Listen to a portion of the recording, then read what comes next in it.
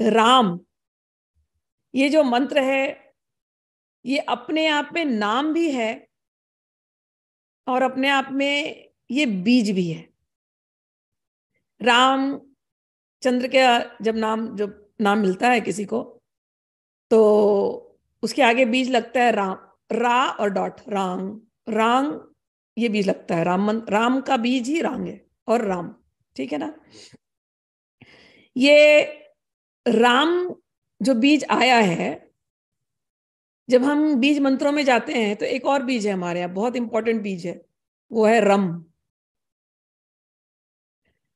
जो लोग कुंडलिनी विज्ञान को जानते हैं या थोड़ा बहुत आइडिया हो गया आप लोगों को, तो रम ये बीज है अग्नि, अग्नि बीज। तो अग्नि बीज का भी मंत्र है रम। अग्नि बीज कहाँ का है? अग्नि हमारे अंदर कहाँ होती है सबसे ज्यादा कॉन्सेंट्रेटेड बॉडी के अंदर? जठर अग्नि, नेवल, नाभि पर। तो रम रम रम करें, उससे आपकी जो है नाभि चक्र जागे, या आप राम राम राम राम राम राम कहें, उससे भी आपका नाभि चक्र जागने वाला है। अब प्रश्न ये उठता है, नाभि चक्र की क्यों बात हो रही है यहां पर? क्योंकि अगर आपको आध्यात्मिकता में आगे बढ़ना है तो नाभि के ऊपर उठना पड़ेगा। संसार में रहना यानी, संसारी लोग क्या करते हैं? खाना खाते हैं, बच्चे पैदा करते हैं, या काम में ही खोए रहते हैं। तो नाभि के नीचे ही ध्यान होता है, उधर भरने से या उसके नीचे के जो कार्य। तो जब तक नाभि के नीचे का कार्य है तब तक आप संसार में हो। जैसे ही भगवान के लिए लगने लगोगे तो नाभि से ऊपर उठने लगोगे। फिर ना भोजन का ध्यान रहेगा, काम वासना तो दूर दूर तक नहीं आएगी, छुएगी भी नहीं। जब कोई असाधक साधना करने लग जाए और खूब मंत्र जाप करने लग जाए, बहुत मंत्र जाप करते करते करते, और केवल मंत्र जाप नहीं, एक चीज याद रखना, कई बार मेरे पास लोग आते हैं और बोलते हैं कि हमने साधना शुरू करी, हम तो देवी का मंत्र जप रहे थे, हम शिव जी का मंत्र जप रहे थे, हम इनका मंत्र जप रहे थे, हम खूब जोश में कर रहे थे, हमने 3-4 साल किया भी, लेकिन पता नहीं क्या हो गया, अब हमारा मन फिर उसमें साधना में लगता नहीं है। हमारा मन अब संसारी चीजों में तो वापस खींचा जा रहा है। तो क्यों होता है ऐसा? ये मैं एड्रेस कर रही हूं इसलिए कि सत्संग नहीं करने से ऐसा होता है। कई बार आप केवल मंत्र मंत्र मंत्र मंत्र मंत्र कर रहे हैं लेकिन आपका सत्संग नहीं हो रहा है, तो मंत्र जाप में कुछ साल तो आप बड़े अच्छे से करोगे, लेकिन थोड़े दिन के बाद फिर मन उचटने लगेगा, क्योंकि पूर्वज के जो आपके अंदर जो वासना की बीज है, समझ में आ रहे हैं ना, काम के, क्रोध के, लोभ के, मद के, मत्सर के, सारे जो बीज वो वापस बाहर आने शुरू हो जाते हैं। जब हम साधना करना शुरू करते हैं, खूब मंत्र जाप करते हैं, तो साधना का एक नेचर है, मंत्र जाप का एक स्वभाव है कि वो आपको पवित्र करने लगेगा। आपको पवित्र करने के लिए मतलब आपकी सफाई हो रही है, आपके चित्त की सफाई हो रही है, चित्त या मन या हृदय की सफाई हो रही है, कॉन्शियसनेस की सफाई हो रही है। तो कॉन्शियसनेस की सफाई में क्या होगा? जितना कचरा आपने अपने कॉन्शियसनेस में रखा है, अपने सबकॉन्शियस में डाला है, उस कचरे को भी निकालना पड़ेगा ना। समझ में आया? स्पिरिचुअल मार्ग में आने के पहले आप खूब संसार में रमे थे, दिन रात केवल धन कमाना है, क्या काम काम की बात है, क्या क्या कामनाएं हैं, यही सब बातें चल रही थी। तो आपको रियलाइज नहीं होता कि आपने जितना बात किया ना,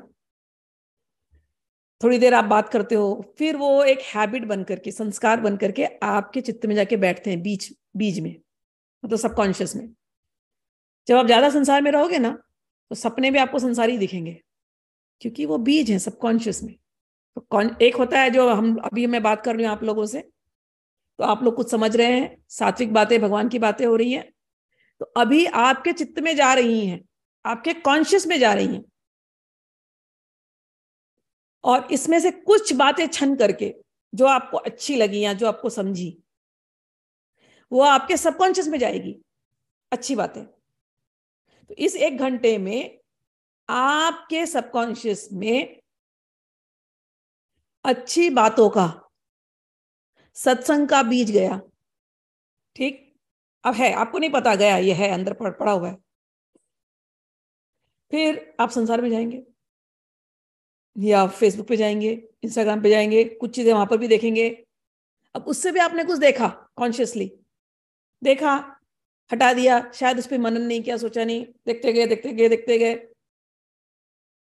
लेकिन उसमें से भी कुछ बातें आपको पता भी नहीं लगेगा, आपके सबकॉन्शियस में चली जाएंगी।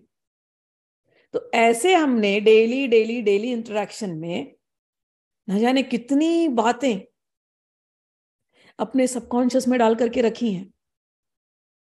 अब हम पूरा पिक्चर तो खोल करके देख नहीं सकते, लेकिन इसको हम एक ग्रुप में डालते हैं जिसको षड विकार कहते हैं। काम, क्रोध, लोभ, मद, मत्सर, ये षड विकार। तो ये आपके सबकॉन्शियसनेस में, ये आपके चित्त में घुसा हुआ है। तो जैसे आप साधना करने लगते हो तो सफाई हो रही है, तो सफाई होगी तो ये सारे जो आपने बीज बोए थे ना, सब बाहर निकलने लगेंगे। गौरव ने पूछा, माँ, मन, बुद्धि और चित्त और कॉन्शियसनेस में क्या डिफरेंस होता है? मैं ये समझाऊंगी, लेकिन अभी नहीं समझाऊंगी, क्योंकि ये चैप्टर जब हम वहां पहुंचेंगे ना, छठवें पर, छठवें चैप्टर, 8वां चैप्टर, 13 चैप्टर, तब डिटेल में इसको मैं समझाऊंगी, कि अभी पूरी साइंसी क्लास हो जाएगी और सब लोग फिर बोर हो जाएंगे। ठीक है ना, अभी मैं केवल थोड़ा थोड़ा टच कर रही हूँ, इट्स लाइक एन इंट्रोडक्शन, लेकिन इसको मैं डिटेल में, मन, बुद्धि, चित्त और अहंकार, इसको मैं डिटेल में समझाऊंगी। ठीक है, चलिए। तो ये जो काम, क्रोध, लोभ, मोह, ये जो षड्विकार आपके कॉन्शियसनेस में, आपके चित्त में, आपके सबकॉन्शियस में बैठे हैं। अब आप जाप करने लगे हो तो ये सारे के सारे बाहर आ रहे हैं, तो आप परेशान हो जाते हैं, अरे ये क्या हो गया, मेरा मन बहक रहा है, मेरा मन ये हो रहा है, मेरा मुझे ये हो रही है। उस समय पर यदि आपके पास गुरु है और गुरु को जाके आप बोलते हो, तो guru is like a counselor, spiritual counselor. Guru कोई जादू नहीं करेगा। गुरु जो है कोई जादू नहीं करने वाला। गुरु क्या करता है? गुरु समझाता है प्रोसेस को, और गुरु एंकरेज करता है कि अपने साधना को तुम छोड़ना नहीं, साधना करते जाओ, साधना करते जाओ, साधना करते जाओ। और धीरे धीरे आप साधना करते जाओगे तो वो जो जो अंदर की जो डीप क्लीनिंग हो रही है ना, सारे के सारे विकार भी अपने आप समाप्त होते जाएंगे।